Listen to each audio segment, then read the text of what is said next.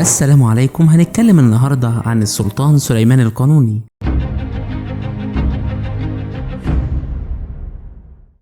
اتولى الخلافة وهو 26 سنة وهز عروش ملوك أوروبا لمدة 46 سنة. لما تولى الخلافة وجلس على كرسي السلطنة أول حاجة عملها أرسل رسالة لملوك أوروبا عشان يعرفهم إن هو الخليفة، وأمرهم بدفع الجزية اللي كانوا بيدفعوها في عهد أبوه السلطان سليم الأول. لكن الملك لويس الثاني أتى الرسول السلطان سليمان ظنا منه إن السلطان الجديد ضعيف. غضب السلطان غضبا شديدا وقال هو ينفع سفير الإسلام يتقتل وأنا عايش؟ في الصباح جهز السلطان جيش جرار مدعوم بالسفن الحربية واتجهوا لمدينة بلجراد المنيعة اللي كانت بتعتبر بوابة أوروبا الوسطى وحصن المسيحية زي ما كانوا بيسموها في الوقت ده، وهي المدينة اللي استعصت على السلطان محمد الفاتح وما قدرش يفتحها وأصيب إصابات خطيرة أثناء حصارها. وبعد كده انصرف عن المدينة وقال وهو بيدعي إن ربنا يخرج من نسله اللي يفتح المدينة دي. وصل السلطان سليمان العظيم بلجراد وحاصرها حصار شديد، وبعد شهرين ونص من الحصار